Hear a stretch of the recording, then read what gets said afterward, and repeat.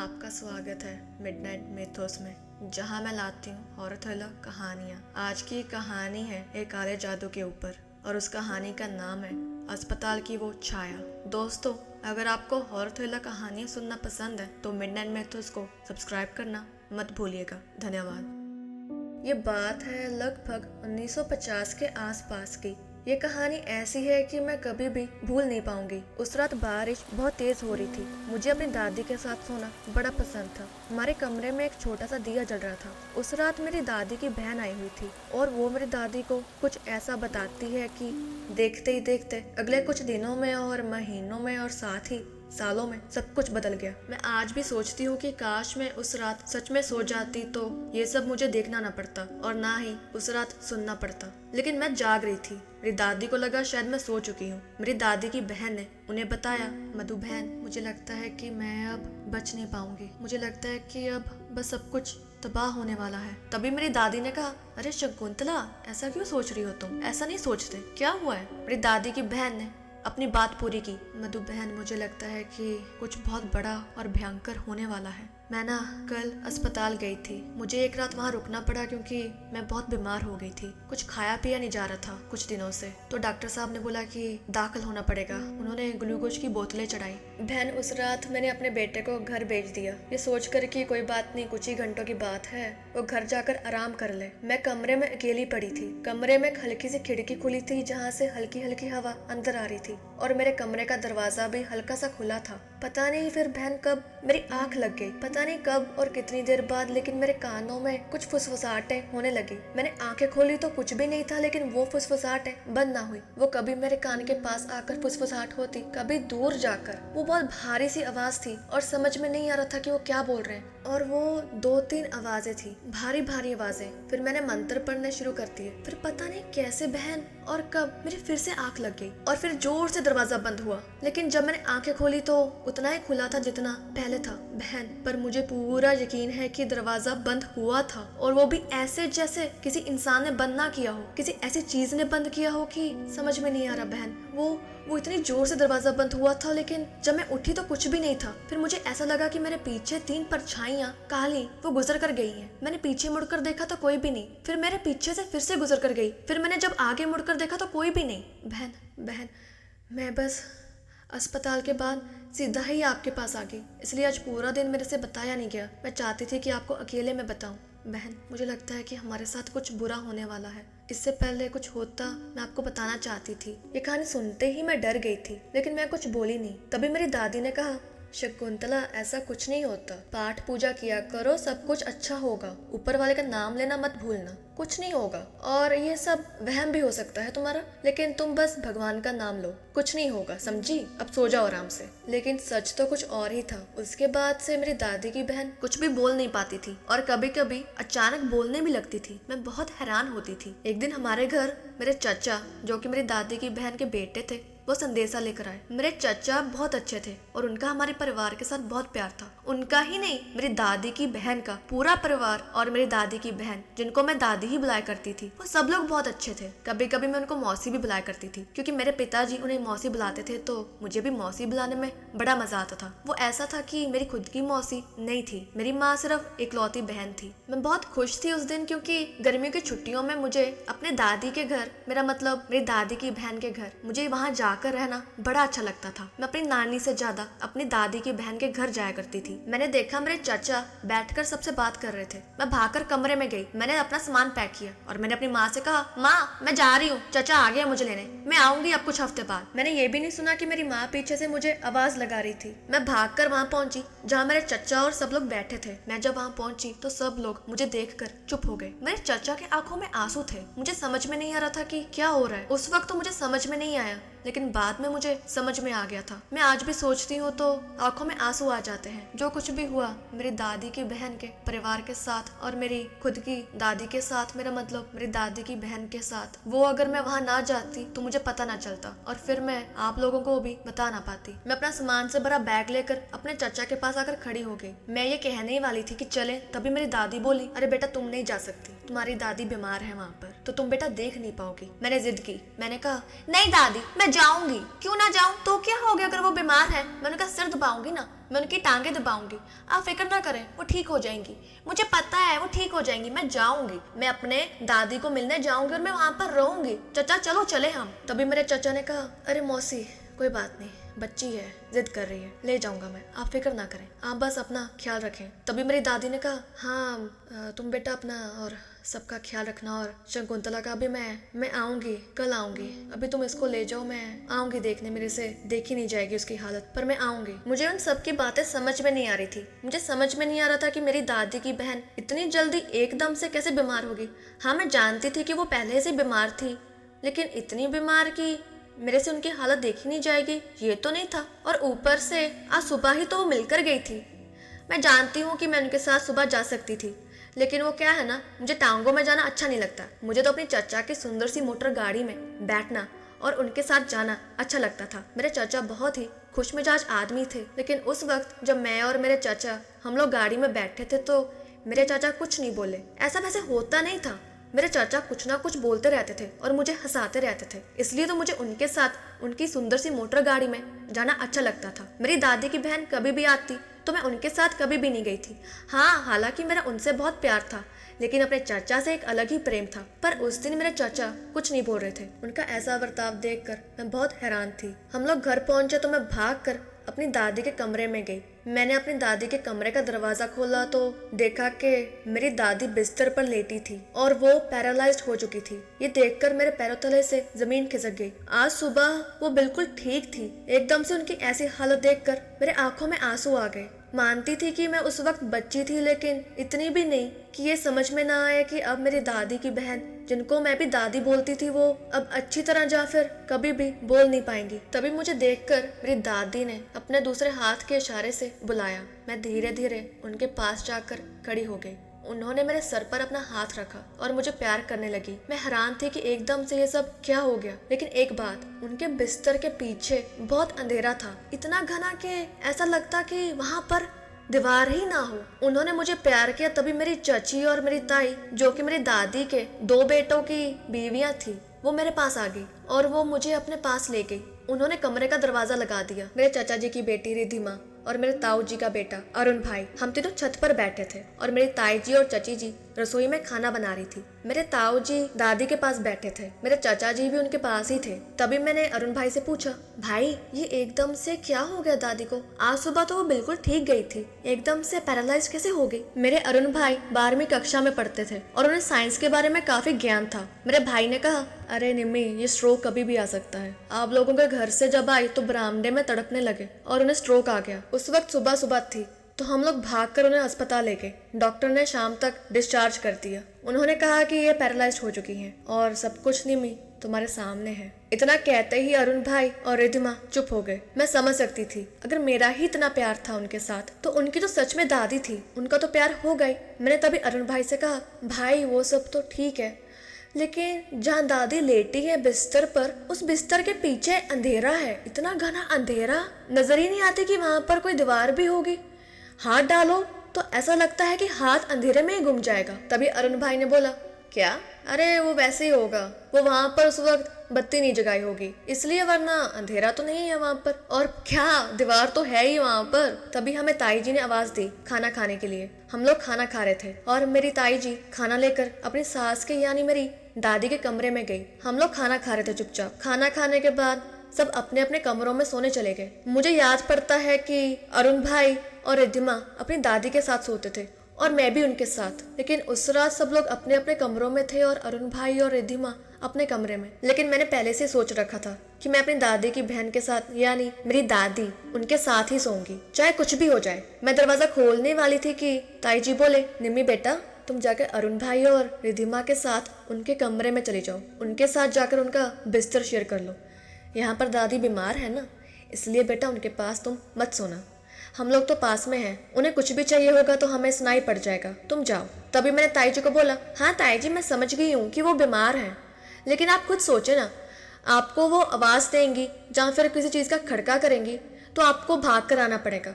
इससे अच्छा यही नहीं होगा कि मैं उनके पास सो जाऊंगी और अगर उन्हें कुछ भी चाहिए होगा तो वो मुझे बता सकती हैं और मैं आपको बता दूंगी। वैसे भी मैं इतनी छोटी नहीं हूँ, मैं 12-13 साल की लड़की हो चुकी हूँ, आप फिक्र ना करें। तभी मेरी ताई जी ने कुछ सोचा, फिर उन्होंने हामी भरी और वो चली गई। मैंने अपनी दादी के कमरे का दरवाजा खोला धीरे से। मेरी दादी सो रहे थे। मैंने दरवाजा बंद कर दिया। मैंने पीछे मुड़कर देखा, जहाँ पर मेरी दादी सो रही थी उनके बिस्तर के पीछे का अंधेरा अभी भी उतना ही घना था जितना कि शाम में। उस समय कुछ घरों में दिए जलाए जाते थे हल्की रोशनी के लिए। कमरे में दिए की हल्की रोशनी से हर चीज नजर आ रही थी सिवाय उस बिस्तर के पीछे की दीवार के। मैंने धीरे धीरे दिया उठाया और मैं धीरे धीरे उस तरफ बढ़ने लगी। जैसे ही मैंने दिए की रोशनी को बिस्तर के पीछे अंधेरे में किया तो वहां पर दीवार थी, लेकिन मुझे याद पड़ता है कि वहां पर इतना घना अंधेरा था कि हाथ को हाथ नजर ना आए। लेकिन फिर ये दीवार एकदम से कैसे आ गई? मैंने अपना ज्यादा समय इस चीज पर बर्बाद ना करते हुए अपनी दादी के पास आकर लेट गई। मेरी आधी रात में आंख खुली तो मैंने देखा कि मेरी दादी की छाती के ऊपर एक काली सी परछाई बैठी हुई थी जिसके 2 सींग थे, और उसने मुझे देखा तो उसकी आंखें बिल्कुल लाल थी जैसे आग जल रही हो, और उसके बड़े बड़े दांत थे, और वो मुझे देखकर ऐसे मुस्कुराया जैसे मेरे बारे में वो जानता हो। तभी मेरी आंख सूरज की रोशनी से खुली। सुबह हो चुकी थी। मैं ये बैठकर सोचने लगी कि कल रात जो मैंने देखा वो सपना था या हकीकत। मैंने मुड़कर अपनी दादी को देखा तो वो लेटी हुई थी। मैं उनसे पूछने वाली थी कि क्या ये मेरा सपना था या फिर सच में कुछ हुआ था ऐसा, कि तभी ताई जी नाश्ता लेकर कमरे में आ गई और मैं पूछती पूछती रह गई। नाश्ता करने के बाद अरुण भाई, मैं और रिद्धिमा हम लोग गेम खेलने लग गए। ताई जी और चाची जी दादी की सेवा कर रहे थे। ताया जी और चाचा जी काम पर गए हुए थे। कुछ घंटे खेलने के बाद दोपहर का वक्त आया। हम लोग बैठकर दोपहर का खाना खा रहे थे। मेरी ताई जी मेरी दादी के कमरे से उनके झूठे बर्तन लेकर बाहर निकली। तभी मेरी चाची जी ने ताई जी को कहा, अरे दीदी, आपको याद है ना मेरे भाई की शादी है, तो मैं बच्चों को लेकर आज ही शाम में निकल जाऊंगी और रिद्धिमा के पापा वहाँ ही आ जाएंगे। मैं ना जाती अगर मेरे भाई की शादी ना होती। मालूम नहीं था कि माँ जी की हालत इतनी खराब हो जाएगी। तभी मेरी ताई जी बोले, हाँ तुम सही कह रही हो, माँ जी की हालत वाकई में बहुत खराब हो चुकी है। तुम लोग जाओ, मेरे से तो वैसे ही अब आया नहीं जाएगा। माँ जी के पास एक को तो रुकना ही पड़ेगा। मैं कल रात ही अरुण के पापा से बात कर रही थी। मैं उनको यही बोल रही थी कि आप लोग चले जाएं, मेरे से तो शादी पर नहीं जाया जाएगा। तभी उसी शाम चाची, अरुण भाई, रिद्धिमा और चाचा जी शादी के लिए निकल गए। शादी दूसरे शहर में थी तो कुछ दिन अब वो वहीं रुकेंगे। ताऊ जी उसी शाम काम से घर आ गए। ताई जी ने बोला, अरे आप शादी पर गए नहीं? तभी ताऊ जी ने बोला, नहीं नहीं, मैं नहीं जा रहा। जिस दिन शादी होगी उसी दिन चले जाएंगे। वैसे भी कौन जाएगा इतनी दूर, और माँ बीमार है तो तुम्हारे साथ किसी को तो रुकना पड़ेगा ना। वैसे भी तुम हो और बच्ची है तो किसी तीसरे का होना तो जरूरी है ना। रात में अगर माँ को किसी चीज की जरूरत पड़ी तो इसलिए नहीं गया। तभी हम सब लोग रात का खाना खा रहे थे। ताई जी दादी के कमरे से बर्तन लेकर बाहर निकली। अगर मैं सच कहूँ तो ताई जी दादी का बहुत ख्याल रखती थी। ऐसा नहीं था कि चाची नहीं रखती थी, चाची भी रखती थी, लेकिन ताई जी अपनी सास से बहुत प्यार करती थी। क्योंकि ताई जी की खुद की माँ नहीं थी तो उन्हें अपनी सास का प्यार ही माँ का प्यार मिला था। उसी रात मैं फिर से अपनी दादी के कमरे में उनके साथ ही सोई थी। आधी रात को मेरी फिर से आंख खुली तो मेरी दादी दीवार की तरफ देख रही थी, और वो भी डर के। मैंने उनकी आंखों को देखा, उसमें दहशत थी। और फिर मैंने उस तरफ देखा जिस तरफ मेरी दादी देख रही थी। मैंने देखा कि वहां पर 2-3 काली परछाइयां खड़ी थी। उनके सींग बने हुए थे और उनकी आंखें लाल थी। वही वाली छाया जो मैंने कल रात देखी थी। मैं जोर से चलाई। मेरी चीख सुनकर ताई जी और ताऊ जी भागे भागे आए। उन्होंने कमरे की बत्ती जगाई तो कमरे में कोई भी नहीं था। मैं डरी हुई थी और दादी भी दहशत में थी। उस रात मुझे पता लग गया था कि ये सपना नहीं था, वो सच में कुछ था, लेकिन मैं कैसे बताऊं ये समझ में नहीं आ रहा था। तभी मैंने हिम्मत कर ताऊ जी को बोला, ताऊ जी वहां पर ना दीवार के पास ना 3 परछाइयां थी। 3 परछाइयां जिनके बड़े बड़े सींग थे और लाल लाल आंखें थी और बड़े बड़े दांत थे। वो हमें देख रही थी, लेकिन वो ज्यादा दादी को देख रही थी। और हाँ, कल रात ना मैंने देखा कि दादी के ऊपर ना वही परछाई बैठी थी, उनकी छाती के ऊपर वही परछाई, वो भी वहां पर भी खड़ी थी। मैं सच बोल रही हूँ। तभी ताऊ जी ने बोला, निम्मी बेटा क्या हो गया है, तुमने कोई डरावना सपना देखा होगा। तभी ताई जी ने बोला, हाँ बेटा, तुमने देखो माँ जी को भी डरा दिया। मैंने तुम्हें कहा था ना हमारे कमरे में सो जाओ, जहाँ अरुण भाई के कमरे में चले जाओ, लेकिन तुम सुनती कहाँ हो। तुम बेटा भी बच्ची हो, तुम ऐसी हालत देखोगी अपनी दादी की तो तुम्हें अजीब अजीब सपने तो आएंगे ही ना, क्योंकि तुम्हारे दिमाग में बैठ गया ना कि तुम्हारी दादी अब ठीक नहीं है, तो अजीब अजीब सपने भी आते हैं उस वजह से। लेकिन मुझे पता था कि जो मैंने देखा वो एक सच में कोई जिन या कोई शैतान थे, क्योंकि वो किसी की रूह तो बिल्कुल नहीं थी। मैंने दादी की तरफ देखा और दादी मुझे देख रही थी। वही दहशत भरी आंखों से, जैसे वो कह रही हो कि मैं तुम पर यकीन करती हूँ। वो रात जैसे तैसे कट गई। अगला दिन आया तो मेरी खुद की दादी अपनी बहन से मिलने आई थी। मेरी दादी ने अपनी बहन का हाल चाल पूछा। वो जाने ही वाली थी कि मेरी दादी बोले, अरे निम्मी बेटा चलो घर चलते हैं, अब तुमने 1-2 दिन रह लिया ना, अब बस करो, आ जाओ। दादी बीमार है ना बेटा, उन्हें आराम करने दो, और वैसे भी घर में अब कोई भी नहीं है तो तुम किसके साथ खेलोगे और किसके साथ बातें करोगी? तुम्हारे चाचा भी चलेंगे और अरुण और रिधिमा भी, चलो घर चले। तभी मैंने दादी को बोला, नहीं नहीं दादी मैं नहीं जा रही, मैं अपनी दादी के पास रुकूंगी। आप फिक्र ना करें ना, आप जाए, मैं बिल्कुल ठीक हूँ। मैं दादी को बताना चाहती थी कि मैंने कल रात क्या देखा, लेकिन अगर मैं उन्हें बता देती तो वो मुझे जबरदस्ती लेकर जाती, और मैं दादी को इस हालत में छोड़कर नहीं जाना चाहती थी। दोपहर का खाना खाने के बाद मैं अपने पड़ोसियों के घर चली गई।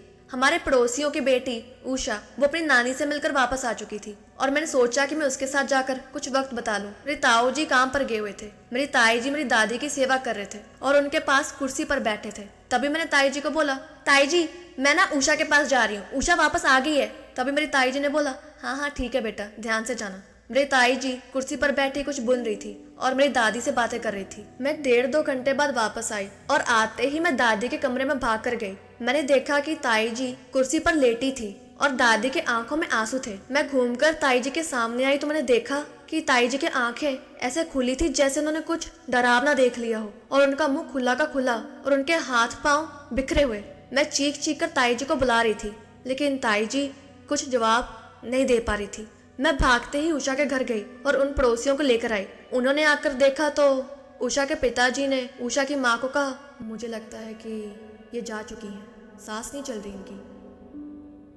1.5-2 घंटे पहले आराम से बैठकर कुछ बुन रही थी और दादी से बातें कर रही थी। मुझे यकीन नहीं आ रहा था कि मेरी ताई जी अब इस दुनिया में नहीं रही, और वो भी इतनी भयंकर हालत में गई कि जैसे उन्होंने कुछ ऐसा देख लिया हो जो उन्हें नहीं देखना चाहिए था। हमारे पड़ोसियों ने ताऊ जी को फोन लगाया और चाचा चाची को भी शादी से बुलवाया, क्योंकि अब हमारे घर में एक ही मौत हो चुकी थी। मेरी दादी और मेरा परिवार भी आया हुआ था ताई जी के अंतिम संस्कार पर। मैं अपनी दादी के पास बैठी थी। मेरी दादी रो रही थी। पहली बार जिंदगी में इतने दिनों बाद मेरी दादी कुछ बोली। उन्होंने कहा, निम्मी वो देखो सीढ़ियों के पास तुम्हारी ताई जी खड़ी हैं, हमें देख रही हैं, और वो 3 परछाइयाँ उनके पीछे खड़ी हैं। तुम्हें पता है वो मुझे बोलने नहीं देते, मेरे से बोला नहीं जाता, मेरी जुबान पकड़ लेते हैं। मैं जो तुम्हें बताने जा रही हूँ ना बेटा, उसको ध्यान से सुनना। कल जब तुम उषा के घर गई थी ना, तो तुम्हारी ताई जी बैठकर मेरे से बातें कर रही थी। एकदम से पीछे से परछाई निकली मेरे बिस्तर के पीछे से, और तुम्हारी ताई जी देखकर डर गई थी। इससे पहले कि तुम्हारी ताई जी कमरे से बाहर भाग पाती, उस परछाई ने अपना हाथ लेकर तुम्हारे ताई जी के मुंह में डाला और उसका दिल निकाल लिया। तुम्हारी ताई जी के शरीर के बाहर कोई भी निशान नहीं है, पर उसके अंदर दिल नहीं है। वो आ रहे हैं, वो आ रहे हैं और मुझे अब बोलने नहीं देंगे। वो आ रहे हैं निम्मी बेटा, मुझे बोलने नहीं देंगे। इतना कहते ही दादी फिर से चुप हो गई। मैंने जो सुना और जो देखा, मैं हैरान रह गई थी। दादी फिर से पैरालाइज्ड हो चुकी थी। हाँ, पहले दादी पैरालाइज्ड नहीं थी, वो बिल्कुल नॉर्मल हो चुकी थी, और फिर एकदम से फिर से पैरालाइज्ड हो गई। और फिर धीरे धीरे दादी का पूरा परिवार खत्म हो गया। ताऊ जी अपने दफ्तर से वापस आ रहे थे, उनका गाड़ी से एक्सीडेंट हो गया। एक्सीडेंट भी ऐसा कि बता नहीं सकते। उनकी लाश टुकड़ों में मिली थी। क्या आप मान सकते हैं? हाँ, उनकी लाश टुकड़ों में मिली। पता चला कि मोटर गाड़ी बिल्कुल ठीक थी, कोई ब्रेक और कोई इंजन किसी चीज में खराबी नहीं थी, लेकिन गाड़ी अपने आप घूम गई थी। उनकी भी मौत हो गई। अरुण भाई पागलों की तरह दिन रात रोते रहते और चीखते रहते और कहते रहते कि वो अपने माँ बाप को देख सकते हैं इस घर में घूमते हुए। फिर एक दिन चाची रसोई में खाना बना रही थी और रसोई में सिलेंडर फट गया और उनकी जलकर मौत हो गई। रिधिमा, उसने कमरे में कुंडी लगाकर अपने आप को जलाकर मार डाला। वो जलती हुई चीख चीख कर बोल रही थी कि वो अपने माँ बाप को और ताऊ ताई को और अरुण भाई को इस घर में घूमते देख सकती है। उन परछाइयों के साथ। मेरे चाचा जी एक दिन दफ्तर से वापस आए। आते ही बरामदे में तड़पने लगे, जैसे उनके ऊपर कोई आग के गोले फेंक रहा हो। उनको हम अस्पताल लेकर गए। अस्पताल में वो एकदम से कोमा में चले गए, बिना किसी बीमारी के। 3 महीने वो लगातार कोमा में रहे। उसके बाद उन्होंने भी दम तोड़ दिया। ये सब कुछ इतनी जल्दी हुआ कि मेरी समझ में कुछ नहीं आ रहा था। जैसे तूफान आने से पहले हर चीज शांत हो, वैसे ही घर में हर चीज शांत थी।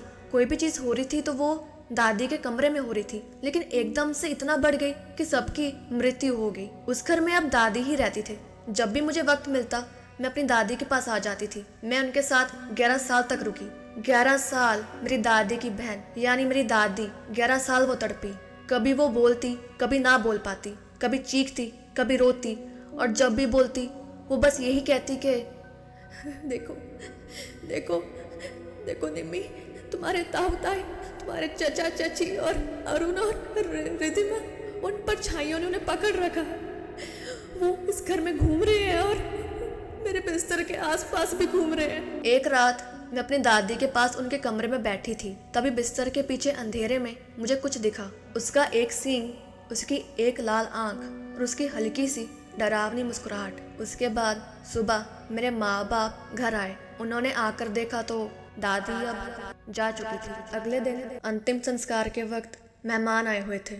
उन मेहमानों में से 2 लोगों ने मेरे माँ बाप को जाकर बोला, अरे भाई साहब, बहन जी। सुनकर बहुत अफसोस हुआ कि भाई साहब कैसे आपकी मौसी और उसका पूरा खानदान कुछ ही सालों में बर्बाद हो गया। एक भी सदस्य नहीं बच पाया। निम्मी के जाने का भी दुख हमें बहुत है। इतनी प्यारी बच्ची थी और अभी 23-24 साल की ही तो थी। उसकी तो आपने शादी करनी थी अभी। बहुत दुख हुआ सुनकर। भगवान उसकी आत्मा को शांति दे। जी भाई साहब, हमारी बेटी जा चुकी है, वो अब कभी नहीं आएगी। मैं भी जा चुकी हूँ इस दुनिया से उस दुनिया में जहाँ मुझे वो खुद लेकर गया है। जिन्होंने भी काला जादू करवाया था वो मृत्यु का जादू था। अब मैं जहाँ हूँ मैं वहाँ बहुत खुश हूँ, उसके साथ जो अंधेरे में मेरी दादी के बिस्तर के पीछे से मुझे झांक कर देखता था।